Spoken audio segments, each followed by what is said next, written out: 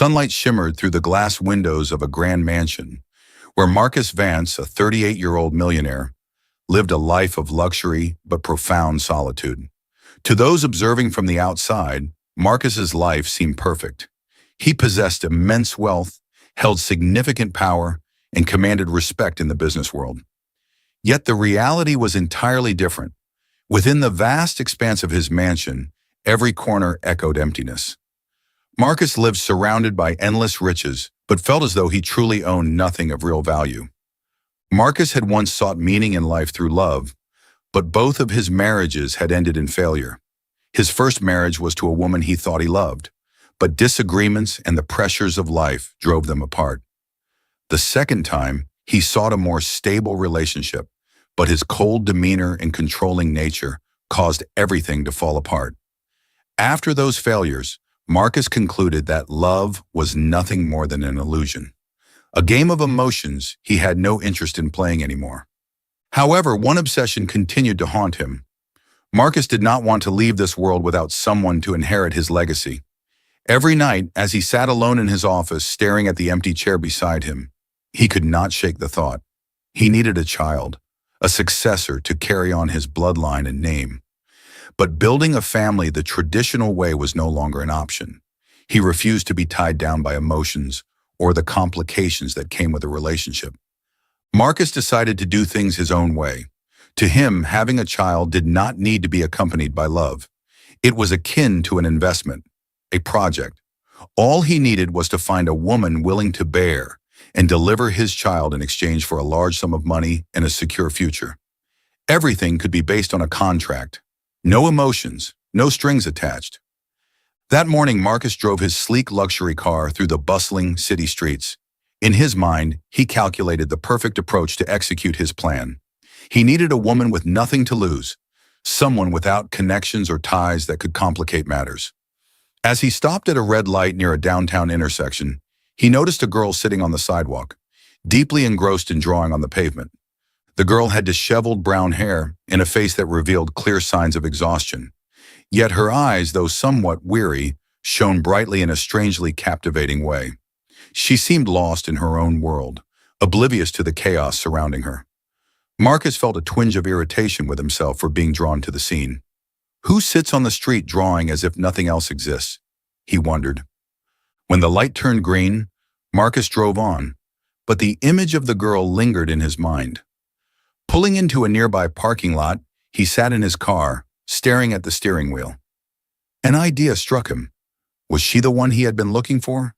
Despite thinking the notion was absurd, he turned his car around, deciding to take a chance. Welcome to today's meaningful story. Let me know which city in the world you're watching from. And don't forget to subscribe to our channel so you won't miss any of our inspiring tales. The girl was still there, leaning her paper against the wall as she continued drawing. Marcus pulled over to the curb and lowered his car window. His voice was cold, devoid of any emotion. Hey you, come here. The girl looked up, her sharp eyes staring straight at him, full of suspicion. She hesitated, not moving. Marcus tapped his fingers on the car door, his voice growing more insistent. I'm not asking. Come here. I don't have all day. Clara Parker, the girl's name, slowly stood up. She approached the car cautiously, maintaining a safe distance. What do you want? She asked, her voice low but firm, her eyes guarded. Marcus observed her for a few seconds before replying, his tone calculated. Get in the car. I'll take you somewhere quiet to talk. Clara let out a bitter laugh. I'm not the kind of person you're looking for, if that's what you think. Marcus frowned. Don't be ridiculous. I don't have time for games. This is serious. Clara hesitated, but under Marcus's unyielding gaze, she reluctantly opened the car door and got in. Neither spoke during the drive. Marcus took her to a quiet cafe. Once seated at a table, he looked directly at her and got straight to the point. I want to make you an offer. I want you to carry my child. Clara froze, unable to believe what she had just heard. But Marcus's serious expression made her realize he wasn't joking. This proposal, as outrageous as it seemed, was real, and it was going to change her life forever. Clara sat silently in Marcus's office. the light from the desk lamp casting shadows across her conflicted face. In front of her was the contract, each line clearly outlining the terms, rights, and responsibilities of both parties. She would carry Marcus's child through artificial insemination, and after the baby was born, she would have to leave, with no further connection to the child.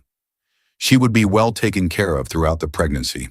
The amount of money stated in the contract was enough to transform her life, enough for her to start anew and escape the instability of living on the streets. But in return, she had to give up something sacred, a child. Marcus sat across from her, composed but with a piercing gaze that seemed to assess her decision. "You don't have to decide right now," he said, his tone firm but not pushy. "But keep in mind, this opportunity won't last forever. If you refuse, I'll find someone else." Clara clenched her hands tightly, trying to stay calm. After a long pause, she signed her name on the contract. As she set the pen down, it felt as though she had lost a piece of her soul, but she told herself this was the right decision. "I won't let you down," she murmured, though doubt still lingered in her heart. Marcus nodded slightly, showing no emotion. "Good. We'll begin immediately." A few days later, Clara moved into Marcus's mansion. As she stepped out of the luxurious car, she was overwhelmed by the sheer scale of the place. The large iron gates opened to reveal an expansive, meticulously maintained garden. The mansion stood like a castle, its white walls gleaming and its gray-tiled roof exuding grandeur. Olivia, Marcus's personal assistant, greeted her at the door and led her inside. "Your room has been prepared," Olivia said, her voice gentle but professional. Clara stepped into the main hall, where sparkling crystal chandeliers, cold marble floors, and art pieces lining the hallways made her feel as though she had entered an entirely unfamiliar world. Yet beneath all the opulence, Clara felt only emptiness. The mansion, with all its perfection, lacked the warmth she had always longed for in her life. Clara's room was on the second floor, with large windows overlooking the garden. A spacious bed covered with crisp white sheets stood next to an oak desk and a comfortable armchair. In the wardrobe were new clothes tailored to fit her needs. She sat on the bed, gazing out of the window, as a wave of emptiness washed over her. Despite being well cared for, Clara felt like nothing more than a temporary guest in this world. In the first days at the mansion, Clara distinctly felt the distance between herself and Marcus. He rarely appeared. During their infrequent encounters, he would ask brief questions about her health and condition before retreating back to his office. He left her care entirely in the hands of Olivia and other staff members. Yet Marcus managed to bewilder Clara with small, unexpected gestures. One morning, while she was sitting on the balcony, looking out over the garden, Olivia brought her a gift box. "This is from Mr. Marcus," Olivia said, leaving the box with a polite smile. Clara opened it to find a set of high-quality colored pencils and a smooth sketch pad. She was so surprised that she couldn't speak. In a brief conversation with Olivia earlier, she had only casually mentioned that she used to enjoy drawing. She never imagined Marcus would pay attention to such a minor detail. That evening, Clara decided to thank Marcus. When she found him in the library, she spoke up, her voice slightly hesitant. "Thank you for the gift. I didn't think you would notice my interests." Marcus, focused on a document, looked up briefly. "I thought you might need something to pass the time. I hope you're finding it comfortable here," he replied in an even tone, then returned to his work. As time went on, Clara gradually adapted to life in the mansion. She realized that her loneliness was most pronounced during meals. Although the dining table was meticulously prepared, with exquisite dishes cooked by a private chef, Clara always ate alone. Marcus rarely joined her, and when he did, their meals were brief and filled with silence or short questions about her health and condition. Every time Clara looked at the long dining table with dozens of empty chairs, she felt as though she were sitting at the center of an endless void. Even the delicious food couldn't bridge the gap between her and the world around her. At night, the mansion became eerily quiet. Clara often lay on the large bed in her luxurious room, staring at the ceiling and feeling a loneliness that enveloped her like a shadow. The only sounds she heard were the wind brushing against the windows and the slow ticking of a clock. She couldn't sleep, not because of discomfort, but because her mind was torn between memories of the past and anxiety about the future. She thought about her days on the streets, where she had nothing but uncertainty. Yet at least she knew where she belonged. Here, despite having everything, she felt as though she had nothing. To escape the sense of alienation, Clara spent most of her time in the garden or her room, drawing. The sketch pad and colored pencils Marcus had given her became her only companions during the long days. Through each stroke of her pencil, she tried to rediscover herself, transforming her loneliness into something tangible she could control. But even in her drawings, loneliness was present. Clara often sketched scenes of nature, a vast empty field, a solitary tree standing against a gray sky, or a small, isolated house in a desolate landscape. These images didn't just reflect the outside world, but also mirrored her inner state, a soul lost in a space that didn't belong to her. One afternoon, while Clara was sitting on a bench in the garden, Marcus appeared unexpectedly. He stood watching her for a moment before speaking. "Do you need anything else?" he asked. Clara looked up, surprised by the question. "No, everything is fine. Thank you," she replied curtly, trying to maintain her composure. Marcus nodded, but before leaving he added, "If you need anything, let Olivia know." It was a simple statement, but it made Clara feel there was something different in the way Marcus treated her. He wasn't just concerned about keeping things running smoothly. It seemed he genuinely wanted her to feel comfortable. Clara couldn't be sure what Marcus was thinking.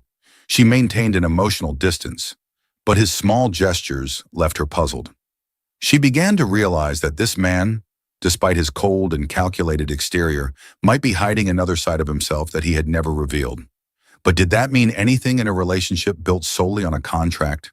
She didn't know, and that uncertainty made her even more cautious. Today was Clara's first prenatal appointment. In the quiet, sterile examination room, Clara lay on the ultrasound table, a mix of anticipation and anxiety washing over her. Her belly was still flat. The doctor applied cold gel to her abdomen and began moving the ultrasound probe. The screen displayed blurry images of the fetus, and then a sound emerged, a small, steady heartbeat. Clara's eyes widened, and her hand instinctively moved to her stomach. It was a moment when she felt the life forming inside her. Her heart clenched, not out of fear, but because of a new feeling she couldn't name, a profound connection. Marcus stood a few steps away, his eyes fixed on the screen. He said nothing, but his expression changed. For the first time, the cold and stern demeanor he usually carried was replaced by a flicker of genuine emotion. He stepped closer, as if trying to grasp the miracle unfolding before him. Plan, the word he had once used to describe the entire situation, now felt entirely inadequate. This was no longer a meticulously calculated project. This was a living being, a part of his flesh and blood. On the way back to the mansion, both remained silent, but it wasn't the usual distant silence. It was one filled with unspoken thoughts. That night, as Clara lay in bed, she couldn't stop thinking about that sound, the steady heartbeat of a child. And she knew from that moment, everything had changed. She no longer felt as alone as before. At least within her, a life was growing. The moment in the examination room seemed to open a new door between Clara and Marcus. Gradually, their brief and fragmented conversations turned into longer, more meaningful dialogues. They began to share more about their lives, their fears, and the dreams they had kept hidden. One evening, as Clara was sitting in the living room reading a book, Marcus entered, holding a glass of wine. He rarely spent time in the shared areas of the mansion, and his presence surprised her. After a few moments of silence, he spoke. "I didn't think this would happen," he said, his eyes focused on the glass in his hand. "What?" Clara asked, closing her book. "The heartbeat, the child. It made me think about things I didn't want to think about before." Clara looked at him, noticing an unusual honesty in his tone. "That's life," she replied with a gentle smile. "It has a way of changing us, whether we want it or not." Marcus remained silent, as if weighing her words. After a while, he spoke again, his voice deeper.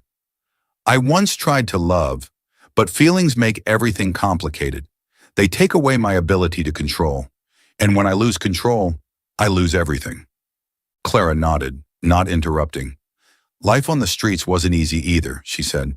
I learned not to rely on anyone. Trusting someone only to get hurt, that's too painful. They sat there listening to each other's stories, and in that moment, the distance between them seemed to narrow.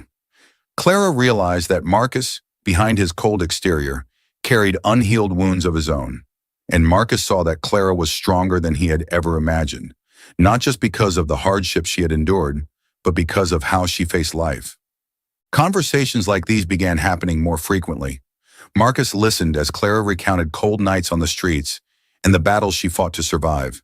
In return, he shared his marital failures and the choices that had turned him into the closed-off man he was today. This morning, they went to the hospital together for a routine ultrasound. Marcus held the door open for Clara as she entered the examination room. The atmosphere was light as the doctor began the procedure.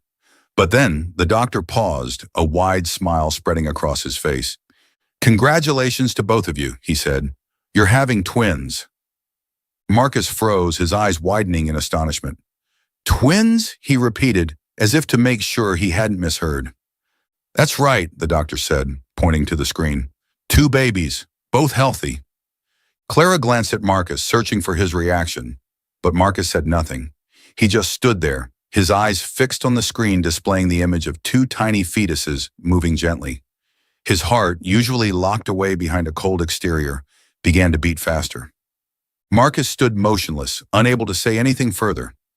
In that moment, everything he knew about life, control, logic, and calculation, seemed to shatter. The thought of one child had already felt monumental to him, but two? This went far beyond any expectations or plans he had ever made. Are you still following the story? Leave a comment with "smile" to let us know you're still here.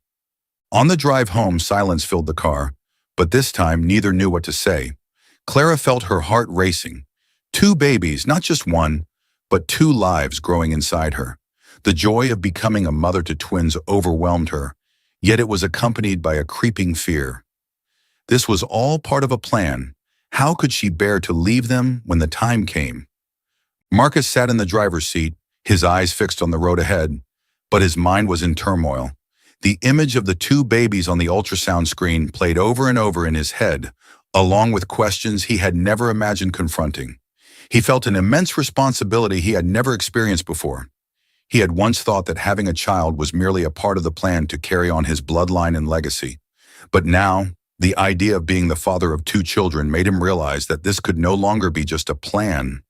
This was life, small, vulnerable human beings who would depend entirely on him. Marcus unconsciously clenched his hands on his knees as if to reassure himself. Would he be capable of fulfilling this role? He who had spent his entire life avoiding complex emotions, could he truly become a good father? These questions left him feeling unsettled, yet they also stirred a feeling he couldn't name, a deep connection he had never experienced before. When he returned to the mansion, Marcus sat alone in the library, sunlight streaming through the window and highlighting the contemplation etched on his face. He wasn't one to easily show his emotions, but this time, he couldn't stop himself from thinking about the two children. Marcus closed his eyes, imagining the day they would be born. He pictured their first cries, their tiny hands clutching his finger, and their innocent eyes looking up at him for the first time. A warm feeling surged in his chest, overwhelming any fear or doubt he had. He realized that, for the first time in his life, he felt unconditional love. A love that wasn't based on any conditions or goals. It was a love for two little lives, children he hadn't even met yet, who had already become the center of his world. The news of the twins didn't just make Marcus aware of his responsibility, it also began to change how he saw everything. He remembered Clara's expression when she heard the news, the way her eyes showed both surprise and emotion. For the first time, he felt a sense of respect for her, not just because she was carrying his children, but because she was shouldering something extraordinary that he could never do on his own. Marcus started thinking about how he would prepare for the arrival of the two babies. He spent more time learning about parenting, something he had once thought was unnecessary. He also began paying more attention to Clara, even though he maintained his stern exterior. He inquired about her health and paid attention to small details, such as her favorite foods or when she needed rest. One afternoon, Clara walked into the nursery and found Marcus examining crib models. He looked serious, as if he were making decisions for an important business project. "What are you doing here?" Clara asked, her tone tinged with curiosity. "I think we should prepare early," Marcus replied without looking up. Clara watched him for a moment, then let out a soft laugh. "I didn't think you were the type to prepare ahead." Marcus shrugged, his expression softening. "Maybe I'm learning to change." Later that afternoon, as Clara descended the stairs, she happened upon Marcus intently observing the workers putting the finishing touches on the nursery. He even inspected minor details himself, from the paint color on the walls to the fabric of the crib sheets. When he noticed her, Marcus paused, hesitating as though he wasn't accustomed to being caught in such candid moments. "What do you think of the room?" he asked, his tone still firm, but his eyes holding a hint of anticipation. Clara smiled softly. "I think the babies will be very happy here." Marcus didn't reply, but a faint smile crossed his face. For the first time, Clara realized that Marcus was genuinely trying to change, not because of the contract, but for something much greater, perhaps for the two children, or maybe even for her. In the days that followed, Marcus spent more time with Clara. One day, while she was sketching on a bench in the garden, Marcus approached with 2 cups of tea. "I wasn't sure what kind of tea you like," he said, placing both cups down. "So I guessed." Clara laughed, a soft and rare sound in the quiet atmosphere of the mansion. She picked up a cup and thanked him. Despite Marcus's gestures still being awkward, they made Clara feel that he was genuinely trying. Even as she began to notice changes in Marcus, Clara couldn't dispel the fear in her heart. She kept wondering whether he had truly changed or if he was merely revealing a temporary side of himself to ensure everything in the plan went smoothly. Memories of her life on the streets, of betrayal and hurt, still ran deep in her mind. One night, sitting in her room, Clara looked at a sketch she had just drawn of the two children. Her eyes lingered on Marcus's face, which she had unconsciously drawn in the corner of the paper. In the sketch, Marcus was smiling, a gentle smile full of emotion. She wondered, is this man really the Marcus I know? Clara felt a vague pain, one she couldn't name. She feared that the feelings she was experiencing, the attachment to the two children, and even to Marcus, were merely illusions. If Marcus returned to his cold and distant self, could she endure it? This conflicting emotion left Clara in a state of anxiety, even though Marcus was showing increasing care and sincerity. One evening, Clara and Marcus happened to meet on the mansion's terrace. It was a quiet night, with the city lights in the distance resembling tiny stars flickering on the ground. Clara, wrapped in a light coat, leaned against the railing, gazing far away with dreamy eyes. Marcus appeared from behind, carrying a blanket.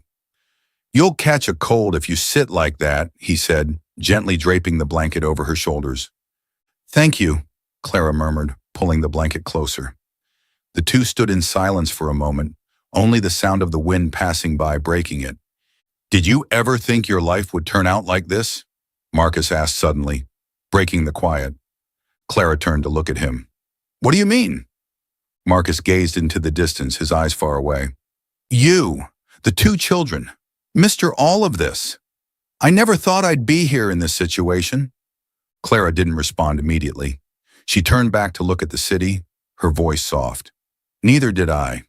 But life always has a way of taking us to places we never expected."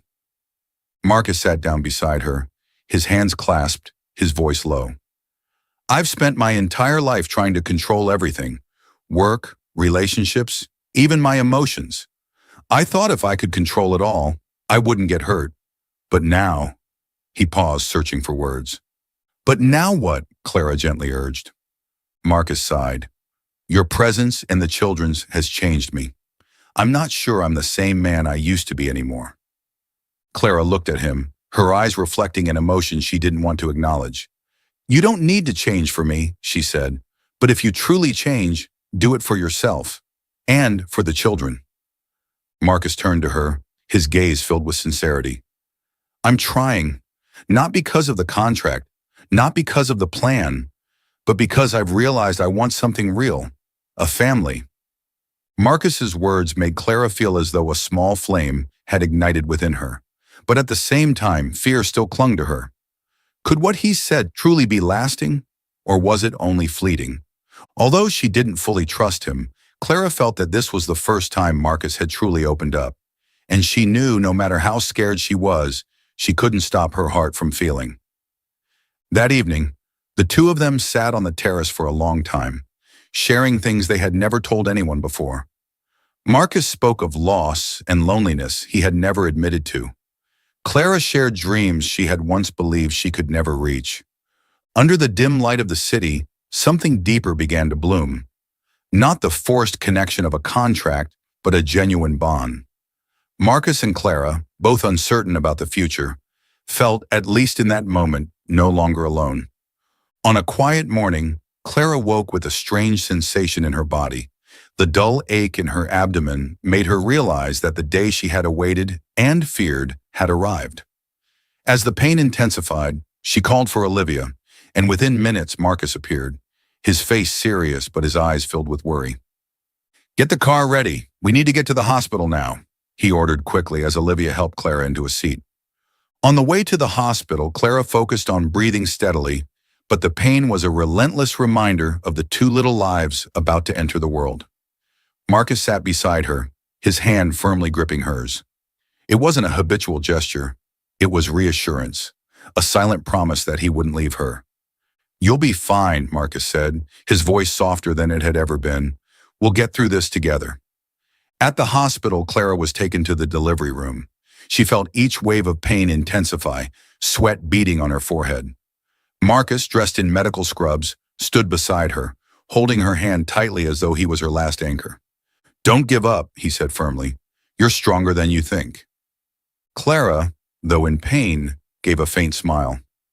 Marcus's presence gave her a little more courage, even if just a small amount. After hours of labor and effort, the first cry echoed through the room, a baby boy. The doctor gently lifted the baby, his tiny red face and body placed on her chest. Clara felt the warmth of the small body seep into her skin. She looked down at the baby's flushed face and closed eyes. His tiny fingers curled slightly, seeking comfort in this new world. Clara had never thought she could love someone so instantly. She felt unconditional love, a love that demanded nothing but protection and care.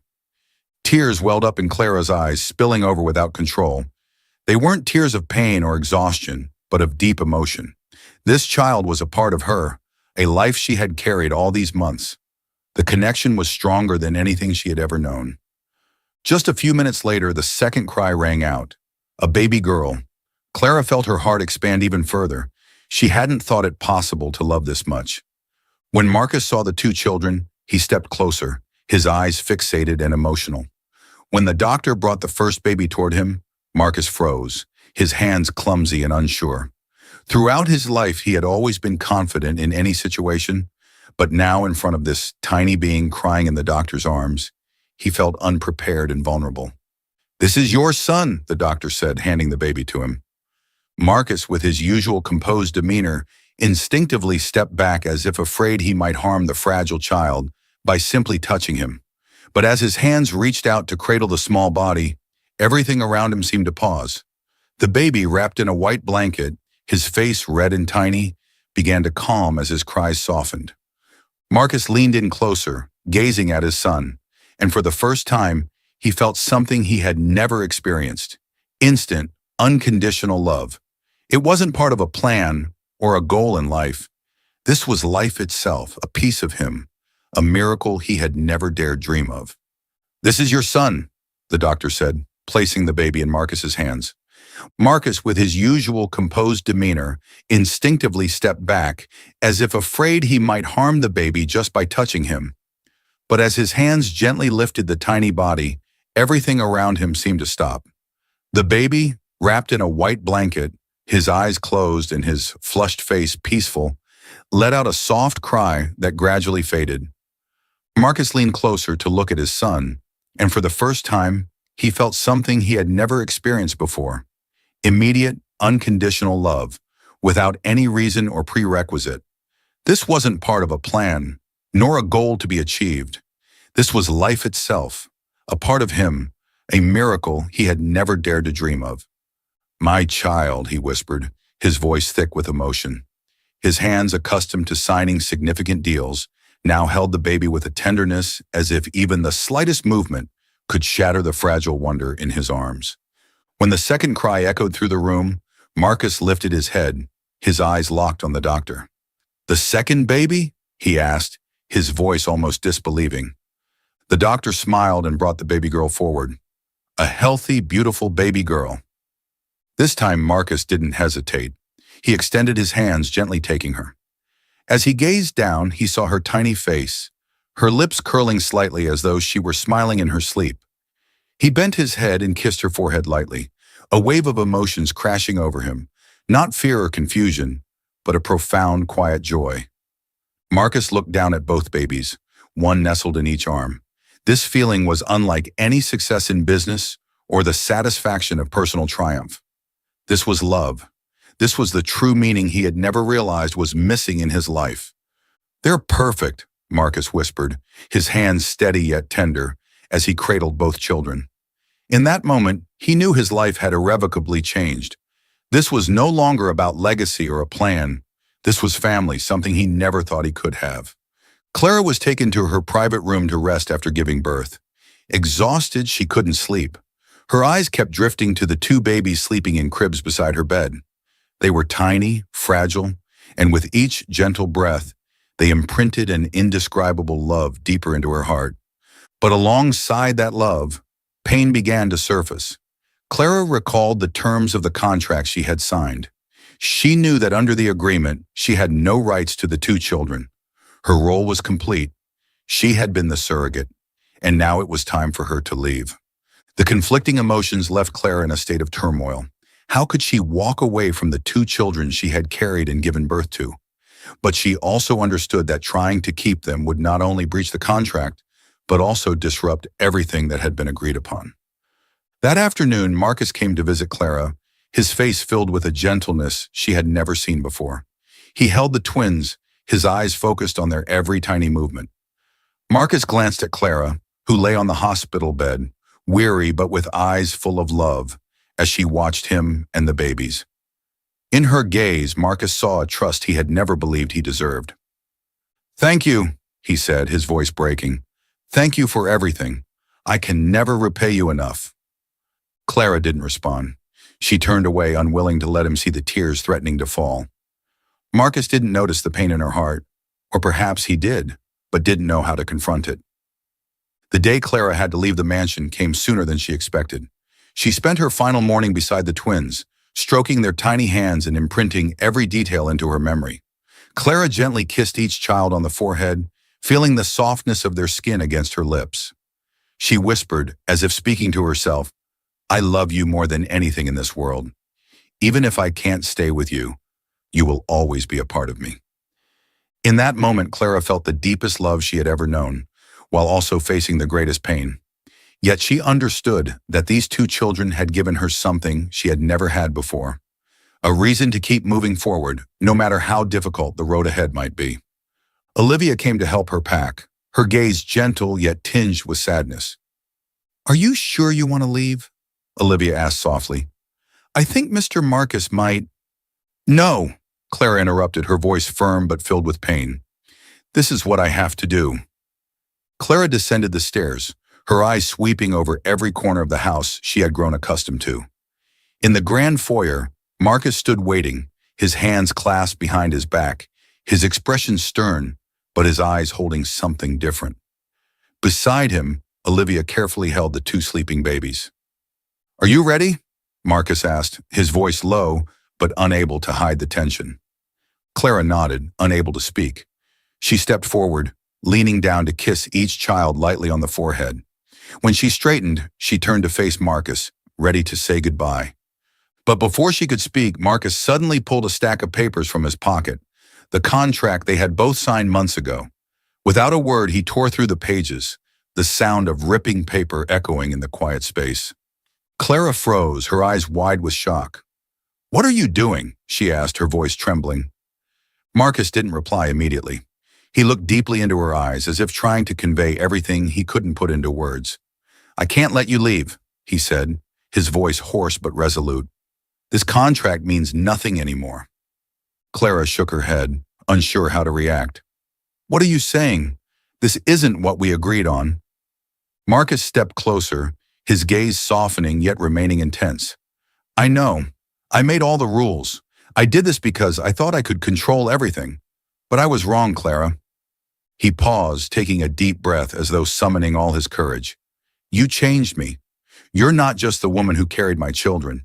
You're the one who showed me that life can't be built on plans and contracts alone. You've given meaning to things I never thought I needed. Family, love. Clara looked at Marcus, her heart pounding. She couldn't believe what she was hearing. The man who had always been so cold and distant was now admitting things she never thought he would say. Marcus, I'm not sure what this means, she whispered, trying to find the words to refuse. But Marcus interrupted. It means I'm afraid of losing you, not just because of the twins. I'm afraid of losing you, Clara. I want you to stay, not because of a contract, but because I want us to build a real family together. His words were filled with emotion, his voice breaking on the final sentence. Marcus, who had always believed that emotions were the greatest weakness of a person, now didn't hesitate to show all his sincerity. Clara took a step back, her eyes filling with tears. Marcus, I don't know if I can believe this will last. I've been hurt too many times. I'm not sure I can face that again. Marcus nodded, as if he had anticipated her response. I understand. I don't expect you to believe me right away, but I'm willing to spend a lifetime proving it to you. Clara felt the genuineness in every word he said. Though the fear still lingered, her heart couldn't deny that Marcus had changed and that he was truly trying. She turned away, tears streaming down her face. The moments of inner turmoil left her breathless. But when she looked toward the twins, the little lives she had carried, she realized that she couldn't let her fear stop her from giving this family a chance she had never dared to dream of. Finally, Clara turned back to face Marcus, her tear-filled eyes reflecting newfound determination. All right, she said, her voice trembling but firm. I'll stay. Not because of the contract, but because I want to believe that we can make this work. Marcus let out a deep sigh of relief, his eyes also glistening with tears. He stepped forward and wrapped his arms around her, for the first time letting all his emotions show. Thank you, he whispered, as though those words weren't enough to express his gratitude and happiness. What do you think about the story? We'd love to hear your thoughts in the comments. That evening, Clara and Marcus sat together, watching the twins sleep peacefully. There was no tension or distance between them anymore, only hope and the beginning of a new journey. Clara knew the road ahead wouldn't be easy, but for the first time in her life, she didn't feel alone. She had Marcus, the twins, and a family, something she had never thought she deserved. Marcus, who had once feared and avoided emotions, now understood that love and connection weren't weaknesses, but the greatest strengths of humanity. And with Clara by his side, he believed he could become a better man, a father, a partner, and a true part of a family. The gentle sunlight bathed the large garden of the mansion, which had been adorned with pure white flowers and soft ribbons. There was no extravagance or glamour. Marcus and Clara's wedding was simple yet deeply meaningful. Only a few close friends and the longtime staff of the mansion were in attendance. At the center of it all, the twins were the focus of everyone's attention. Olivia, dressed in an elegant blue gown, held both babies in her arms, her radiant smile revealing her joy. Clara wore a simple white dress, her hair gently tied by Olivia with a small flower crown. She walked slowly toward Marcus, their gazes meeting, and without any words, everything they felt was conveyed. Marcus, in a simple black suit, looked very different from the cold man he once was. He smiled gently, a smile that Clara knew was meant just for her. As they exchanged vows, the air became still, with only the sounds of the wind and the soft giggles of the twins filling the space. Marcus took Clara's hand, his voice warm and sincere. I promise to always stand by you, not only as your husband, but as a companion, a father, and someone you can rely on. Clara smiled, her eyes glistening with tears. I also promise to trust you, to build this family with you, and never leave you. When they shared their first kiss as husband and wife, soft applause echoed, But what moved Clara most was the joyful cheer of the twins. She looked at the two children, her heart overflowing with love, and felt that this was the new beginning she had never dared to dream of. After the wedding, Marcus and Clara's family life entered a new chapter. Marcus, who had once been awkward in expressing emotions, began learning how to be a father. The first time he changed the twins' diapers, both Clara and Olivia couldn't help but laugh as he fumbled with the basic tasks. But instead of getting upset, Marcus just smiled and patiently tried again. "Don't laugh at me," he said, but couldn't hide his pride when he finally completed the task. "I did it." Marcus also began to sing lullabies to the children, even though his voice wasn't exactly perfect. Clara often stood outside the door, secretly watching him with a warm smile as he gently soothed the twins to sleep. These small gestures to Clara were proof of the changes and the love Marcus had for their family. As for Clara, she also began to trust in the love they were building together. The fears and doubts that once consumed her gradually faded. Although sometimes she still felt anxious, Marcus was always there, patiently showing that he would never let her endure any pain again. One warm afternoon, the whole family sat together in the garden where Clara had once painted during her early days there. The twins, now a little older, giggled as they played with petals falling on the grass. Marcus sat on a bench, one hand resting on Clara's shoulder, the other holding a book as he read to the children. Clara leaned against him, her eyes never leaving the children. Their pure laughter blended with the sound of the wind and birds singing, creating a melody that she never knew she longed to hear. She turned to look at Marcus, a gentle smile on her face, but her eyes shining with deep satisfaction. "Are you happy?" she asked, her voice soft as the wind. Marcus turned to her, gazing deeply into her eyes. "Happier than I ever thought I could feel." Clara smiled, her hand holding his. In that moment, she felt as though everything had fallen into place. The hardships, the wounds, and the fears were now just memories of the past. She had found where she belonged, and it wasn't in the grandeur of the mansion or the wealth. It was in this family. The happiness Marcus and Clara shared didn't come from perfection. They had faced challenges, internal struggles, and unavoidable pain. But what set them apart was the way they overcame it all together, with understanding, patience, and true love. Clara, a woman who once believed she was undeserving of love, now realized that happiness wasn't something distant or unattainable. It was found in the simple moments shared with the most important people. Marcus, a man who once thought emotions were a weakness, had learned to open his heart and accept that love was the greatest strength of all. As the sun began to set, painting the garden in golden hues of twilight, Clara softly said to Marcus, "We found happiness, haven't we?" Marcus smiled, pressing a gentle kiss on her forehead. "Yes, and we'll keep it every single day." The family sat there, listening to the laughter of their children and savoring the peace they had built together. They knew the road ahead wouldn't always be smooth, but as long as they had each other, no challenge was insurmountable. Happiness isn't a destination, it's a journey, and Marcus and Clara had discovered its true meaning. Thank you for listening to the story. Please rate it and let us know your thoughts. Don't forget to subscribe, like, and share.